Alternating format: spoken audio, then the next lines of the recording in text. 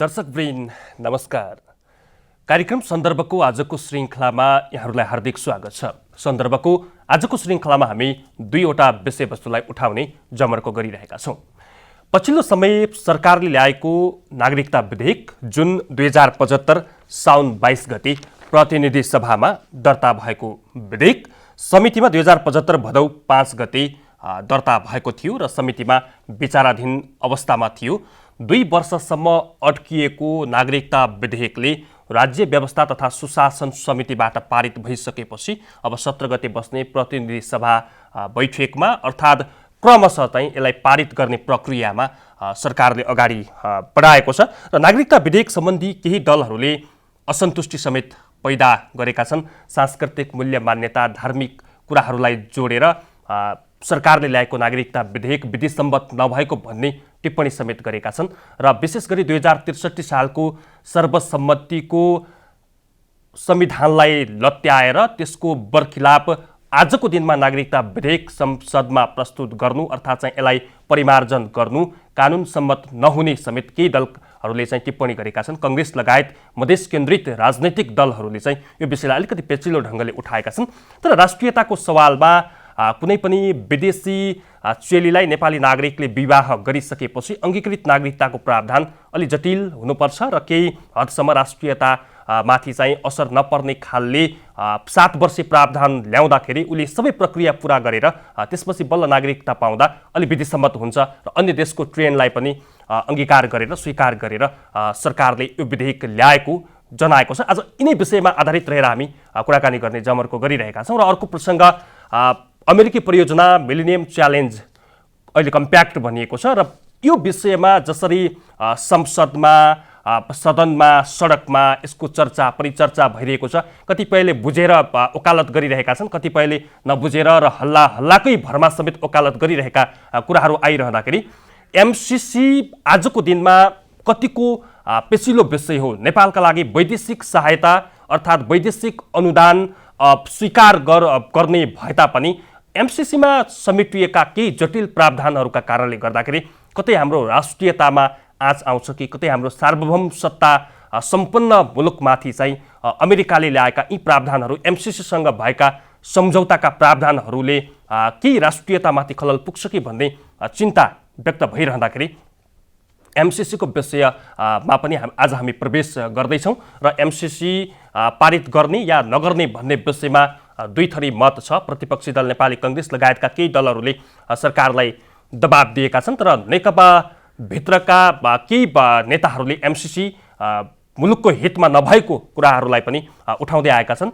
भोलि मात्रै स्थायी कमिटी बैठक पुनः डाकिएको छ र स्थायी कमिटी बैठकमा एमसीसी बारे छलफल र बहस हुने तयारी गरेको छ। नेकपाले सकेसम्म सर्वसम्मति ढङ्गले चाहिँ एमसीसीलाई पारित गर्ने या नगर्ने भन्ने निचोडमा पुग्ने जनाएको छ। आज हामी यी दुईवटा विषयलाई उठाउँदैछौँ र पछिल्लो समय जसरी नागरिकता विधेयक आएको छ, नागरिकता विधेयकमा धेरै टिप्पणीहरू सुरु भएका छन् र सांस्कृतिक मूल्य मान्यता धार्मिक मूल्य मान्यता विशेष गरी तराईका जिल्लाहरूमा भारतसँग बिहेबारी चल्ने प्रचलनले गर्दाखेरि कहीँ कतै यसमा अप्ठ्यारो स्थिति पैदा हुन्छ कि भन्ने एङ्गलले पनि यसलाई विश्लेषण गरिएको छ। तर बुजुर्ग वर्गहरूले र बौद्धिक वर्गहरूले कुनै पनि राष्ट्रियताको सवालमा र राष्ट्रियताको स्वाधीनताको सवालमा नागरिकता विधेयक होस् या अन्य प्रावधानहरू त्यो राष्ट्रको हितका पक्षमा हुनुपर्छ भन्ने ढङ्गले समेत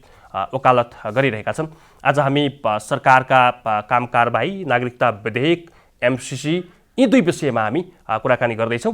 यतिखेर मेरो सम्पर्कमा जोडिनु भएको छ प्रतिनिधि सभा सदस्य नेकपाका केन्द्रीय सदस्य झपड रावल। रावलजी, यहाँलाई स्वागत छ कार्यक्रम सन्दर्भमा। नमस्ते।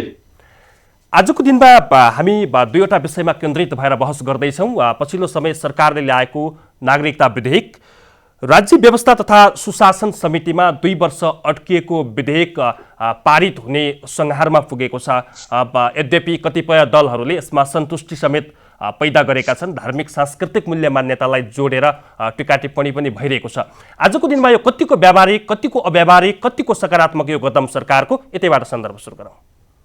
यहाँलाई हार्दिक धन्यवाद दिन चाहन्छु भन्न चाहन्छु र सर्वप्रथम यो लोकप्रिय टेलिभिजन जनता टेलिभिजन हेरेर बस्नुभएका सम्पूर्ण नेपाली आमा बुवा दाजुभाइ तथा दिदीबहिनीहरूलाई म हार्दिक नमस्कार गर्न चाहन्छु। स्वदेश तथा विदेशमा रहनुभएका जो नागरिकताबाट वञ्चित हुनुभएका लामो समयदेखि यो नागरिकता विधेयक छिटो छिटो पास हुनुपर्छ भनेर अनि प्रतीक्षा गर्नुभएका र आफ्नो ठाउँबाट दबाब दिइरहनुभएका नागरिकताबाट वञ्चित सम्पूर्ण दाजुभाइ तथा दिदीबहिनीहरू जो यो नागरिकता विधेयक नेपाली जनताहरू नेपाली नागरिकहरू नागरिकताबाट वञ्चित हुन नपरोस् र विदेशीहरूले नागरिकता कुनै पनि हालतमा पाउनु हुँदैन, पाएकाहरूलाई समेत अनि त्यसपछि त्यसको छानबिन गरेर छानबिनको दायराभित्र ल्याउनुपर्छ र गैर नेपालीहरूको नागरिकता खारिज गर्नुपर्छ भनेर दबाब दिनु सम्पूर्णलाई म हार्दिक नमस्कार गर्न चाहन्छु।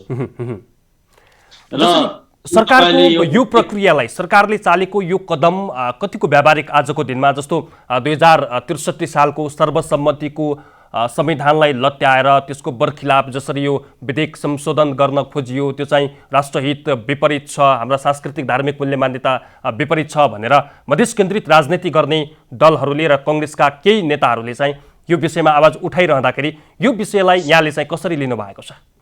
मलाई त्यस्तो लाग्दैन, किन भन्दा यो 63 को बारेमा कुरा गर्दा म अलि पछाडि जाउँला, तर यो नागरिकता विधेयक लामो समयदेखि के अरे समितिमा रह्यो। खास गरी 75 साउनमा समितिमा आएको सदनमा पेश भएको यो विधेयक हो र लामो समय हामीले छलफल गर्यौं।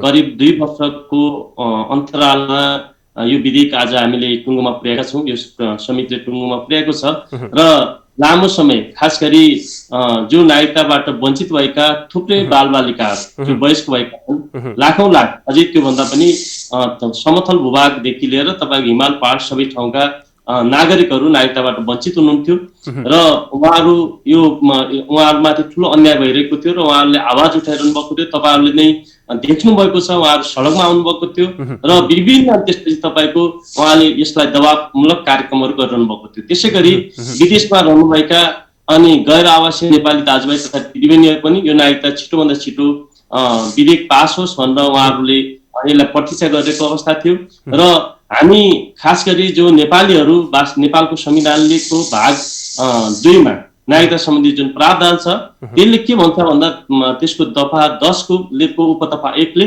नेपाली नागरिक नागरिकताबाट वञ्चित नहोस् तर विदेशीहरूले अनि नागरिकता नपाओस्। यसको हाम्रो संविधानले गरेको कल्पना भनेकै त्यही हो र व्यवस्था भनेकै के हो त भन्दा नेपालीहरू कोही पनि नागरिकताबाट वञ्चित हुँदैन।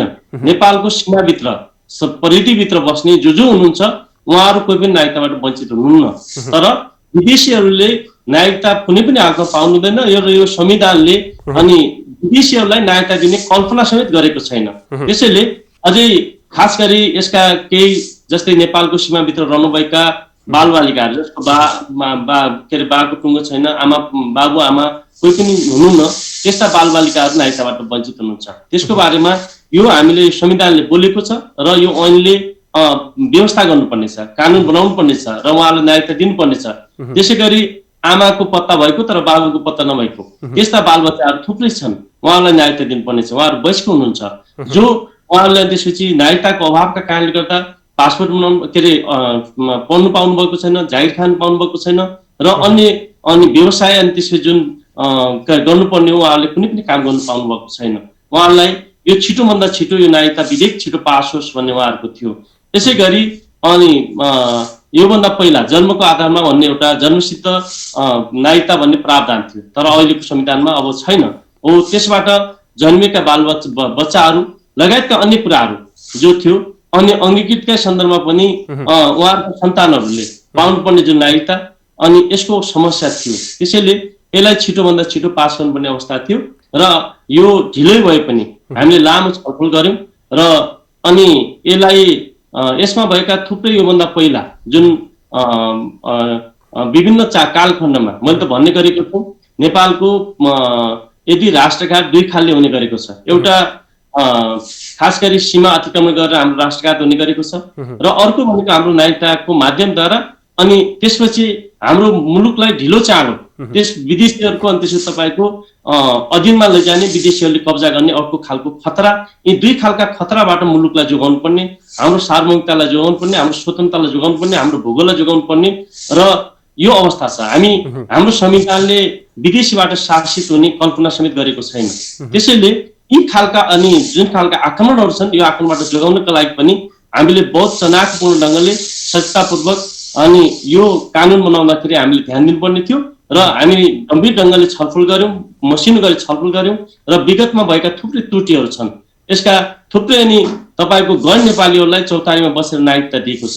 तपाईको गैर नेपालीहरूलाई तपाईको टोली बनाएर तपाईको नागबाडी जस्तै गरी अनि त्यसको तपाईको नागरिकता वितरण गरेको अवस्था छ र गैर नेपालीले नागरिकता पाएका छन्। 5 प्रकारका गैर नेपालीहरू अनि नागरिकहरू छन् आज, अनि तिनीहरूको छानबिन गर्नुपर्ने छ। मैले त सुरुदेखि भन्दै आइरहेको छु, करिब जुन अहिले आइरहेको 40 लाख भन्दा बेसी नेपाली नागरिकहरू गैर नेपालीहरूले अनि त्यसको नेपालको नागरिकता लिएका छन्। अब तिनीहरूलाई छानबिन गर्नुपर्ने अवस्था छ। यदि छानबिन गर्ने होइन भनेदेखि हामी जानिस् जसरी आज हाम्रो भूगोल अतिक्रमण भइरहेको छ, सीमा अतिक्रमण भइरहेको छ, अनि जसरी सीमा अतिक्रमण गरेर आज हाम्रो भूगोलमाथि आक्रमण भइरहेको छ, त्यसै गरी जनसाङ्ख्यिक हिसाबले हामीमाथि आक्रमण गर्ने र भोलि गएर यो मुलुकलाई बिस्तारै अनि त्यसरी फिजीकरण गर्ने, सिक्किमीकरण गर्ने अनि लगायतका अनि जहाँ अनि यो भइरहेको छ, यो दिशातिर अनि त्यसपछि गएको देखिन्छ। त्यसैले यसका विरुद्ध हामी देशभक्तहरू जो नेपाल आमालाई आफ्नो आमा भन्दा पनि बेसी हामी माया गर्छौँ, सम्मान गर्छौँ, हाम्रो आमा हो आमाको रक्षाका लागि, सुरक्षाका लागि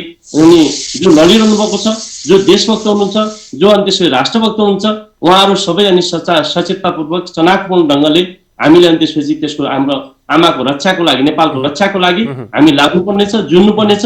त्यसैले गर्दा यी गैर नेपाली नागरिकहरूबाट हामी शासित हुन नपरोस् भन्नको लागि यसको छानबिन गर्नुपर्नेछ। मैले त सुरुदेखि उठाउँदै आइरहेको छु, यसको छानबिन आयोगको माग गर्दै आइरहेको छु। मैले त समितिमा पनि उठाएको छु। सापटी लिनु पर्दा 2063 सालमा धेरै गैर नेपालीहरूलाई नागरिकता वितरण गरिएको प्रसङ्गले बेला बेला चर्चामा आउने गर्छ। यो एउटा छानबिनको पाटो पनि होला। आजको दिनमा हामी गैर नेपालीहरूले धेरैभन्दा धेरै नागरिकता पाए, करिब 40 लाख नागरिकता चाहिँ गैर नेपालीले पाए भनेर भनिरहँदाखेरि यसको तथ्य, यसको प्रमाण, कतिपयले त यो झुटको खेती गरिरहेको छ भन्ने मधेस केन्द्रीय दलहरूले यसै स्टुडियो मार्फत भन्नुभएको छ। तपाईँलाई के लाग्छ? होइन, यदि झुट र साँचो भन्ने कुरा तपाईँको नि छानबिन गरेपछि त्यसको अनि जब छानबिनको दायरामा ल्याएपछि छानबिनपछि आउने अनि निष्कर्ष त्यसले दिने अनि रिपोर्टलाई नै अन्त्येष्टि हुन्छ, त्यसले बुझाउँछ। त्यसले अनि छानबिन गर्ने कुरामा अनि उहाँ छानबिन गरौँ भन्दा किन आत्तिनुपर्ने? छानबिन गर्नुपर्छ। अनि गैर नेपालीहरूले लिएका छन् भन्दा त्यसले तपाईँहरूको कुनै अनि दल विशेषहरूले त्यसमा के अरे आत्तिनुपर्ने, अत्तालिनुपर्ने अनि म त त्यस्तो देख्दिनँ। जसले देशलाई माया गर्छ यदि त्यस्तो हो भनेदेखि गरौँ भन्नु पर्यो नि, त्यसलाई त स्वागत गर्नु पर्यो। मुक्तक मण्डलले यदि देशका हितमा, जनताका हितमा, राष्ट्रको हितमा उठाएका विषयवस्तुहरूलाई अनि त्यसपछि त्यो झुटको कुरा भन्नुभन्दा अनि यो ठिक छ भन्दा त्यो साथ किन नदिने? अनि मलाई लाग्छ त्यसै पनि मुलुक अनि विदेशीले आएर शासन गरेर फिजिकरण गरेर के महेन्द्र चौधरी जन्मन खोजेको उहाँहरूले अंगीकृत नागरिकता, अंगीकृत वैवाहिक नागरिकताको विषय अलिकति बलियो जटिल बनेर उठ्यो। विशेष गरी मधेस केन्द्रित राजनैतिक दल लगायत कांग्रेसका केही नेताहरूले असन्तुष्टि पनि जनाएका छन्। आजको दिनमा विदेशी चेलीलाई नेपाली नागरिकले अर्थात् विदेशी नागरिकसँग नेपाली नागरिकको वैवाहिक सम्बन्ध गाँसिँदाखेरि उसलाई 7 वर्षपछि मात्रै नागरिकता दिने यो प्रावधान आजको दिनमा चाहिँ कतिको बलियो? अन्य मुलुकहरूको ट्रेन्ड हेर्दा पनि जस्तो पाकिस्तानमा 5 वर्ष, भारतमै 7 वर्ष, मालदिप्समा 12 वर्ष यस्ता प्रावधानहरू छन्। आजको दिनमा आएर यसको महसुस किन गरियो राहुलजी? होइन, यो लामो समय खास गरी नेपालको वैधानिक कानुन तपाईँको 2004 साल हुँदै अनि नागरिकता सम्बन्धी जुन प्रावधान भनेको 2009 पछि सुरु भएको छ र खास गरी 19 को संविधान त्यसलाई 20 बाट नागरिकता सम्बन्धी ऐन 20 ले त्यसलाई अलिकति संविधानमा भएका जुन अनि गलत प्रावधानलाई त्यसलाई सच्याउने थुप्रै प्रयत्न त्यो 8 गरेको देखिन्छ इतिहास हेर्दाखेरि। र पछिल्लो चरणमा बहुदलीय व्यवस्था, खास गरी बहुदलीय निर्दलीय व्यवस्थाको बीचको अनि त्यसपछि जनमत बेला तत्कालीन शासक सूर्यबहादुर थापाले ठुलो अनि विदेशीहरू खास गरी भारतबाट अनि भारतीय मान्छेहरूलाई मतदाता सूचीमा राखेर खास त्यति बेलाको बहुदलीय व्यवस्थालाई हराउनका लागि, पराजित गर्नका लागि अनि निर्दलीय निरङ्कुश व्यवस्थालाई अनि त्यसपछि जिताउनका लागि अनि पारिपट्टिबाट भारतबाट अनि त्यसपछि ठुलो संख्यामा ल्याएर मतदाता सूचीमा राख्यो र ती राखेकाहरूलाई पछि 46 साल पछि अनि खास गरी जुन व्यवस्था परिवर्तन पछि हुन त मैले एउटा भन्ने गरेको छु, मलाई मैले अध्ययनले के देखाउँछ भन्दा जब जब व्यवस्था परिवर्तन भएको छ नेपालको त्यसलाई अनि यहाँका शासकहरूले नेपालको हितमा होइन, नेपाली जनताको पक्षमा होइन, राष्ट्रको पक्षमा होइन, हाम्रो सार्वभौमिकता हाम्रो स्वतन्त्रताको पक्षमा होइन, हाम्रो भौगोलिक अखण्डताको पक्षमा होइन, उनीहरूले आफू सत्तामा टिक्नका लागि अनि नागरिकतासँग सौदाबाजी गरेको देखिन्छ। नागरिकतालाई जब त्यसै त्यो तपाईँको पटक अहिले होइन 7 सालदेखि तपाईँले अहिलेसम्म हेर्नुहुन्छ भने 63 स्टेटमा त्यो पछुतो रहन सकेको त्यसबाट।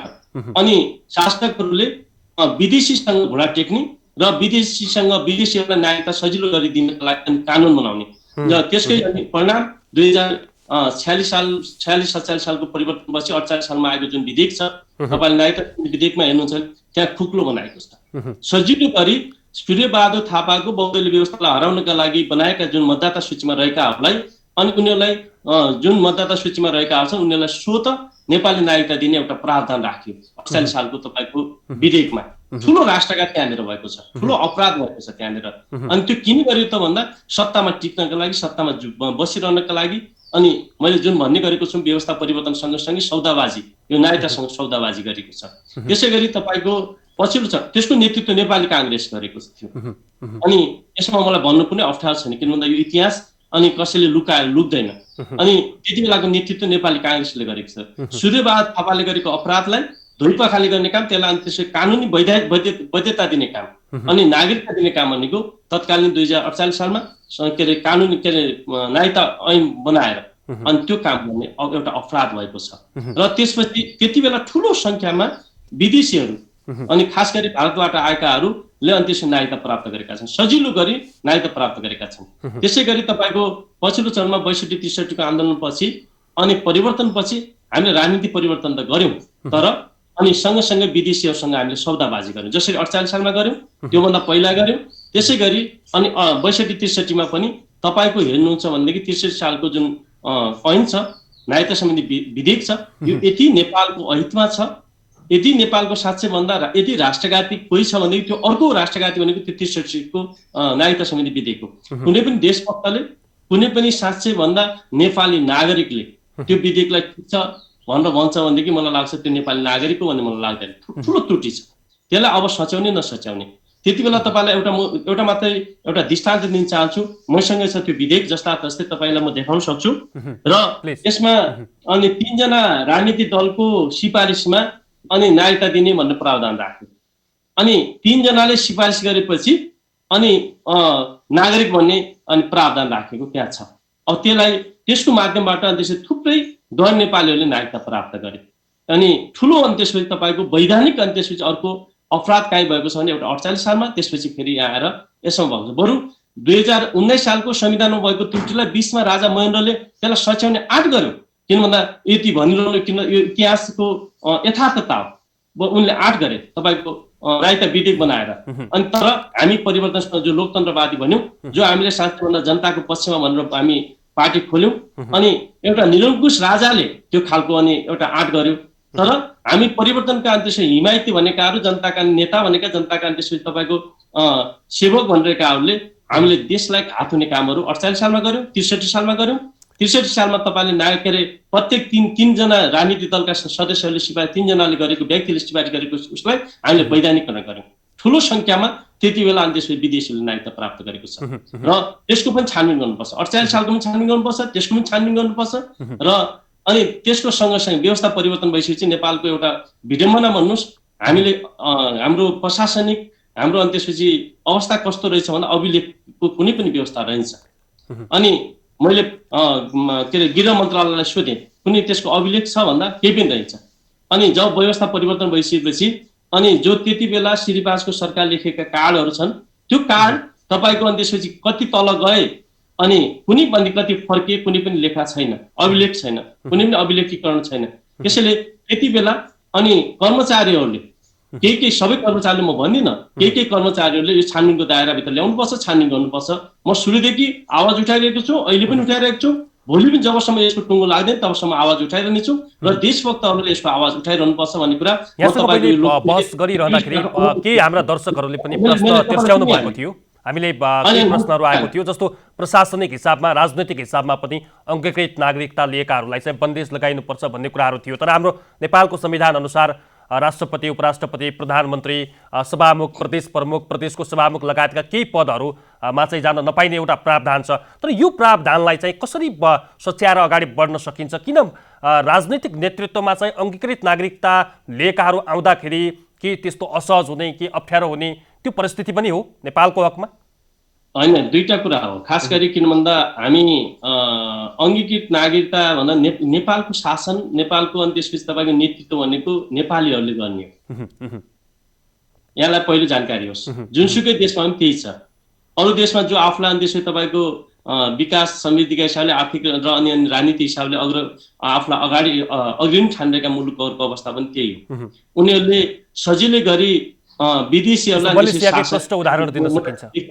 म तपाईँलाई भनिहालेँ, अङ्गीकृत नागरिकता भनेको तपाईँको नेपाली बन्ने एउटा प्रक्रिया हो। किन भन्दा हामीसँग त्योभन्दा अर्को व्यवस्था छैन। अहिलेको अनि के अरे संविधानमा अनि एउटा वंशजको, अर्को अङ्गीकृत नागरिकता र अर्को अनि त्यसपछि गैर आवासीय नेपाली नागरिकता र अर्को प्रावधान भनेको तपाईँको सरकारले विशेष अनि योगदान गरेकाहरूलाई दिने एउटा समानार्थ नागरिकता, यही हो।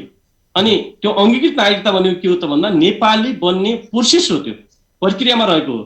ऊ नेपाली बनिसकेको अवस्था होइन। त्यसैले गर्दा अनि हामी एउटा मात्र देश हौँ जो दक्षिण एसिया मात्रमा कुनै पनि अरू मुलुक छैन, विश्वमा अरू मुलुकहरू पनि छैन यति सजिलै गरी अनि एक हातमा सिन्दुर, एक हातमा नागरिकता र तपाईँको विदेशीहरूलाई अनि मण्डलमै अनि तपाईँको बिहेको अनि त्यसपछि तपाईँको मण्डलभित्र अनि त्यसपछि नागरिकता दिने देश भनेको हामी मात्रै हो। अनि अरू कुनै पनि देश छैन। तपाईँको हाम्रो दक्षिण एसियामा मालदिभ्सलाई तपाईँले अघि उल्लेख गर्नुभयो प्रारम्भमा। मालदिभ्समा त यतिसम्म छ 12 वर्षसम्म नागरिकताको कुनै प्रोसेसै हुँदैन, प्रक्रिया चालिनु र 12 वर्ष सुरु गरिसकेपछि उसले धर्म परिवर्तन गर्नुपर्छ र मुस्लिम हुनुपर्छ। अनि यो खालको कडा व्यवस्था छ। तपाईँको भुटान जो तपाईँको भूगोलका हिसाबले सानो मुलुक छ, हामी छिमेकी मुलुक छ अनि दक्षिण एसियाको हो त्यो मुलुक, अनि तपाईँको बिहे गरेको लगत्तै त होइन, कल्पना गर्न सकिँदैन। उसबाट महिलाबाट जन्मिएको विदेशी अनि महिलाबाट अनि त्यसको जन्मिएको बच्चाको नागरिकता प्राप्त गरेपछि मात्र बल्ल अनि आमाको नागरिकताको प्रोसेस सुरु हुन्छ। यसको मतलब अङ्गीकृत प्रावधान नै हाम्रा लागि घातक छ, राष्ट्रियता विपरीत छ भन्ने म तपाईँलाई भन्दैछु। अङ्गीकृत नागरिकहरू हामीले सजिलै गरी अनि त्यसपछि तपाईँको एक हातमा सिन्दुर, एक हातमा नागरिकता दिने देश हामी मात्रै हो। अनि भारतले तपाईँको 7 वर्षको प्रावधान राखेको छ। अनि कतिपयले तपाईँले अघि पनि भन्नुभयो अनि रोटी र बेटीको अनि कुरा उठाएको कुरा तपाईँले उल्लेख गर्नुभयो, सांस्कृतिक सम्बन्धको कुरा तपाईँले गर्नुभयो। अनि म त उहाँलाई सोध्न चाहन्छु, अनि सांस्कृतिक चिन्ता अनि नेपाललाई हुने अनि छिमेकी मुलुकलाई किन हुने, त्यति ठुलो मुलुक जहाँ तपाईँको अरबौं त्यसै जनसङ्ख्या छ। हामी त जम्मा हाराहारीमा 3 करोडको हाराहारीमा छौँ, भूगोलका हिसाबले पनि सानो छौँ, जनसङ्ख्याका हिसाबले पनि सानो छौँ। हाम्रा छिमेकी मुलुकहरू जो साँच्चै उत्तरतिर सीमा जोडिएको मुलुक अनि अरबौंको पनि जनसङ्ख्या छ। अनि तपाईँको दक्षिणतिर जोडिएको भारत जो सबैभन्दा बेसी सीमा जोडिएको छ, तपाईँको 26 वटा त हाम्रा जिल्ला जोडिएको छ, 26 के अरे भारतले, अनि 26 वटा जिल्ला जोडिएको त्यो भारत ले अनि त्यसको त्यो किन चिन्ता नगर्ने र उनीहरूको सबै के अरे जाँदा पनि कुनै फरक पर्दैन। तर अनि हाम्रो देशमा उनीहरूको सानो पंक्ति सानो आउँदा पनि हामी ठुलो अन्तमा छौँ राहुलजी, हामी समयको पाउबन्दीमा छौँ। अन्तमा हामीले उद्घोष गरे अनुसार हाम्रा दर्शकहरूलाई हामी एमसिसीको विषयमा पनि कुरा उठाउने भनेका थियौँ, तर समय एकदम कम छ। अमेरिकी परियोजना मिलिनियम च्यालेन्ज कम्प्याक्ट जुन चाहिँ इन्डो पेसिफिक स्ट्राटेजीको अङ्ग, आइपिएसको अङ्ग हो भन्नेमा दुई मत रहेन। तर नेपालसँग एमसिसी बारे सम्झौता गर्दाखेरि हाम्रो राष्ट्रियतामा खलल नपुग्ने गरी सार्वभौम सत्ता सम्पन्न मुलुक नेपालका लागि चाहिँ आजको दिनमा एमसिसी सम्झौता कतिको राम्रो कतिको नराम्रो, हुन त स्थायी कमिटी बैठकले पनि केही छलफल गर्ला। यहाँको विचारमा छोटोमा भन्दा एमसिसी नेपालका लागि आवश्यक या अनावश्यक? एमसिसी जुन ढङ्गले गरेको छ पारस्परिक समानताको आधारमा गरेको छैन, मैले अध्ययन गरेँ र हामीले खास गरी हाम्रो केन्द्रीय कमिटीको बैठक दोस्रो बैठकमा के अरे यसलाई एमसिसीलाई अनि के अरे तुरन्त आयोग बनाउनु पर्छ भन्ने माग राख्ने मध्येको एउटा सदस्य म पनि थिएँ। हामी थुप्रै त्यति बेला त्यो केन्द्रीय कमिटीको तपाईँको 85% अनि सदस्यहरू यो एमसिसी का विपक्षमा हुनुहुन्थ्यो। एमसिसी को जुन ढङ्गले आइरहेको छ यो नेपालको हितमा छैन र यो नेपालको अनि त्यसपछि तपाईँको भविष्यसँग जोडिएको जुन के अरे छ यसलाई अनि त्यसपछि तपाईँको यसलाई यसै गरी पास गर्नु हुँदैन, तत्काल छानबिन समिति बनाउनु पर्छ भन्यो। पार्टी केन्द्रीय कमिटीले त्यति बेला छानबिन समिति बनायो, एउटा कार्यदल बनायो र हाम्रो आदरणीय नेताहरूले त्यसलाई मिहिनेत गरेर के अरे त्यो प्रतिवेदन बुझाउनु भएको छ। त्यो प्रतिवेदनको रिपोर्ट छिटोभन्दा छिटो अनि त्यसको सार्वजनिकरण गर्नुपर्छ भनेर हामीले माग गर्यौँ। तर केन्द्रीय कमिटीको बैठक पश्चात अहिलेसम्म केन्द्रीय कमिटीको बैठक बस्न सकेन। यो विडम्बना भन्नुपर्छ, दुःखका साथ भन्नुपर्छ। अनि तर स्थायी कमिटीको बैठकका लागि पनि धेरैचोटि अनि त्यसपछि तय भयो, तर स्थायी कमिटीको बैठक मा पनि छलफल हुन सकेन, सचिवालयमा पनि छलफल हुन सकेन र ढिलै भए पनि हिजोबाट के अरे स्थायी कमिटीको बैठक सुरु भएको छ। स्थायी कमिटीको बैठकको एजेन्डा बनेको छ, 7वटा एजेन्डा मध्ये एउटा एजेन्डा विषय भनेको एमसीसी लाई त्यहाँ तय गरेको छ र प्रतिवेदन बुझाइसकिएको छ र हामी आशा गरौँ जुन यसभित्र भएका राष्ट्रघाती जो हाम्रो मुलुकको अहितमा भएका र पारस्परिक समानताका हिसाबले त्यो जुन असमान जुन अनि त्यसपछि बुदाहरू छन् यसका बारेमा त्यसै खेसा गरेर दिएको प्रतिवेदनको आधारमा भएर स्थायी कमिटीका आदरणीयताहरूले स्थायी कमिटीमा त्यसको छलफल हुनेछ र मलाई विश्वास छ यही भित्र भएका राष्ट्र हितका विरुद्ध भएका जुन अनि असमान सन्धि छन् बुदाहरू छन् ती बुदाहरूबाट अनि छलफल गरेर यसलाई के अरे सुधारेर यो यदि यो अहिलेको एमसीसी को जुन प्रावधान छ जस्ता तस्तै अनि लागू नहुने गरी छलफल त्यता केन्द्रित हुनेछ, त्यसले एउटा निचोड दिनेछ भन्ने लाग्छ र मेरो धारणा भन्नुहुन्छ भनेदेखि यो एमसीसी राष्ट्रको हितमा छैन, नेपाली जनताको हितमा छैन, यसलाई सच्याउनु पर्छ। यदि लागू गर्ने हो भनेदेखि यसका असमान जुन प्रावधानहरू छन् बुदाहरू छन् थुप्रै खालका छन्, तपाईँको अहिलेको समयमा छोटो समयमा यसका बारेमा धेरै छलफल गर्न सकिँदैन र अनि यी असमान सन्धि के बुदाहरू हामी साँच्चै भन्दा अनि ठुल्ठुला विश्वयुद्धहरू हुँदा पनि हामी कहीँ पनि कुनै पनि मुलुकको पक्षमा हामी उभिनौँ, हामी आफै के अरे असंलग्नताको हामीले सिद्धान्तलाई अवलम्बन गरेका छौँ, हाम्रो साँच्चै भन्दा पञ्चशीलको सिद्धान्तलाई हामीले अङ्गीकार गरेका छौँ, यो मुलुकका हामी नागरिक हौँ। त्यसो भएको हुनाले अनि यसका बारेमा त्यसपछि आज सैनिक अनि रणनीतिसँग जोडिएको जुन त्यसपछि त्यो परियोजना छ यो परियोजनासँग नेपाल कुनै पनि हालतमा संलग्न हुन सक्दैन र यसका जुन खालको अनि त्यसपछि भोलि के अरे प्रक्रान्तले यो जुन परियोजनासँग जोडिएका जुन असमान प्रावधानहरू छन् यो के अरे एमसीसी लागू भयो भनेदेखि योभन्दा विडम्बना योभन्दा नेपाली जनताको लागि दुःखद अरू केही हुन सक्दैन। त्यसैले गर्दा यसका बारेमा छलफलले एजेन्डा बनेको हुनाले भोलि छलफल पार्टीले ठिक ठाउँमा नेकपाले आफै यो साँच्चै भन्दा नेकपा भनेकै देश र राष्ट्र हितका लागि त्यसको स्थापना भएको पार्टीको राष्ट्रियताका सन्दर्भमा यसले कहिले पनि चुकेको छैन। त्यसैले गर्दा मलाई लाग्छ यो एमसीसीसँग रहेका जुन असमान बुदाहरू छन् अनि असमान जुन अनि प्रावधानहरू छ त्यसलाई अनि खारिज गरेर मात्रै यसलाई अगाडि बढ्ने कुरामा स्थायी कमिटीको बैठक केन्द्रित हुनेछ भन्ने कुरामा यहाँको महत्त्वपूर्ण समय र संवादका लागि म धेरै धेरै धन्यवाद दिन चाहन्छु। हस्, नमस्ते, धन्यवाद। दर्शकवृन्द, कार्यक्रम सन्दर्भको आजको श्रृङ्खलामा हामीले नागरिकता विधेयकमा भएका प्रावधानहरू र एमसीसी बारे बहस केन्द्रित गर्यौँ। आजका लागि सन्दर्भको समय सकिएको छ। खेम्बम बिदा हुन्छु। नमस्कार।